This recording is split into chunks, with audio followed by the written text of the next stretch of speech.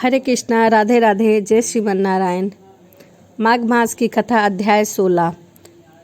कार्तवीर्य कहने लगा कि हे भगवान, वह राक्षस कौन था और कांचन महिला कौन थी? उसने अपना धर्म कैसे दिया और उसका साथ कैसे हुआ? हे ऋषि, अत्रि ऋषि की संतानों के सूर्य, यह कथा सुनाकर मेरा कौतूहल दूर कीजिए।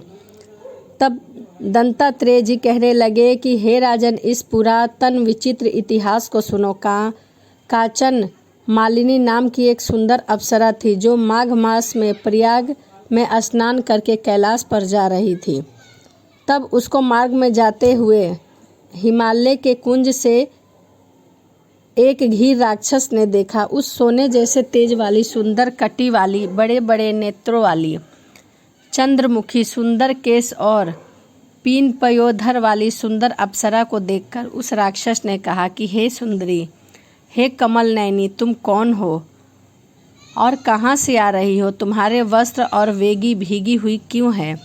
तुम आकाश मार्ग से कहाँ जाती हो और किस पुण्य के प्रताप से तुम्हारा शरीर ऐसा तेजस्वी और रूप ऐसा मनोहर है? तुम्हारे गीले वस्त्र से मेरे मस्तक पर गिरे हुए एक बूंद जल से मेरे क्रूर मन को एकदम शांति प्राप्त हो गई है। इसका क्या कारण है? तुम बड़ी शीलवती प्रतीक होती हो, इसका कारण मुझसे कहिए।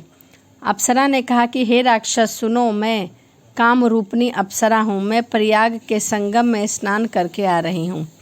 इसी से मेरे वस्त्र भीगे हैं। अब कैलाश पर जा रही हूँ, जहाँ पर शिव जी निवास करते हैं। त्रिवेणी के जल से मेरी सब क्रूरता दूर हो गई, जिसके पुण्य के प्रभाव से मैं इतनी सुंदर और पार्वती जी की प्रिय सखी हूँ। जो आश्चर्य देने वाला उदाहरण मुझसे ब्रह्मा जी ने कहा था, सो सुनो। मैं कलिंदी देश के राजा की वेश्या थी। रूप, लावण्य और सुंदरता से अपूर्व थी। मेरी सुंदरता पर सारा नगर मोहित था और मैंने अनेकों प्रकार से भोग भोगे। अनेक प्रकार से वस्त्र और आभूषणों कि घर में कोई कमी नहीं थी। कई कामी पुरुष आपस में स्पर्ध से ही मृत्यु प्राप्त हो गए। इसी तरह उस नगर में बड़ी सुंदरता से यौवन व्यतीत हुआ और मैं वृद्ध अवस्था को प्राप्त हो गई। तब मेरे मन में विचार उत्पन्न हुआ कि मैंने अपनी सारी आयु पाप ही व्यतीत कर दिया है। धर्म का कोई कार्य, दान, तप, यज्ञ आदि नहीं किया। शिव या दुर्गा जी की आराधना नहीं की, ना कोई भगवान विष्णु का पूजा किया। इस प्रकार अशांत चित्त से मैंने एक ब्राह्मण की शरण ली जो वेदों का ज्ञाता और ब्रह्मनिष्ठा था। मैंने उनसे पूछा कि मेरा निरस्तर किस प्रकार हो सकता है? महाराज जी, साधु सज्जन, अच्छे और बुरे सभी पर दया करते हैं, इसीलिए मुझ दीन पर भी कृपा करके मुझ कीचड़ में डूबी हुई पकड़कर उभारिए। क्षीर सागर क्या हंस को ही दूध देता है, बत्तख को नहीं देता? तब वह ब्राह्मण राजा का पुरोहित इन सब बातों को सुनकर मुझ पर दया करके कहा कि तू ब्रह्मा के क्षेत्र में जाकर माघ मास में त्रिवेणी संगम में स्नान कर, परंतु मन में अशुभ क्रिया का विचार नहीं करना। पापों के नाश के लिए महर्षियों ने तीर्थ स्थान से अधिक और कोई प्रायश्चित नहीं बतलाया। प्रयाग में स्नान करने से ही तू अवश्य पवित्र हो जाएगी और स्वर्ग को जाएगी।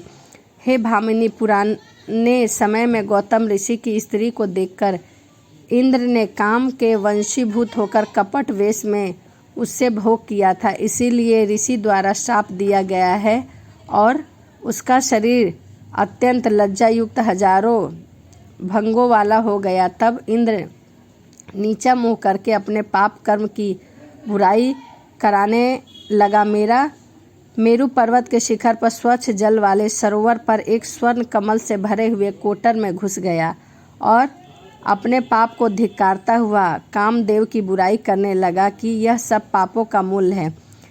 इसके ही वंशीभूत होकर मनुष्य नरक में जाते हैं और अपने धर्म, कीर्ति और यश धैर्य को नाश करते हैं।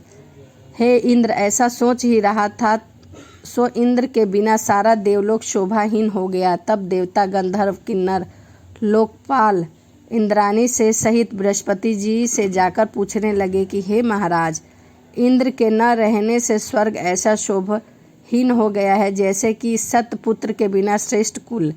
इसीलिए स्वर्ग की शोभा के लिए कोई क्रिया सोचिए, इस विषय में देर नहीं लगानी चाहिए। तब बृहस्पति जी कहने लगे कि हे इंद्र, बिना सोचे विचारे जो कर्म किया है उसका फल भोग रहा है, सो वह कहाँ है मैं सब जानता हूँ। फिर गुरुजी ने सबको साथ लेकर स्वर्ण कमलों से युक्त बड़े सरोवर में इंद्र को देखा, जिसका मुख मलिन और आंखें बंद थी। तब इंद्र से बृहस्पति के चरणों को पकड़कर कहा कि इस पाप से उद्धार करके आप मेरी रक्षा कीजिए। तब बृहस्पति जी ने इंद्र से कहा, प्रयाग में स्नान करने से ही तू पाप मुक्त हो जाएगा।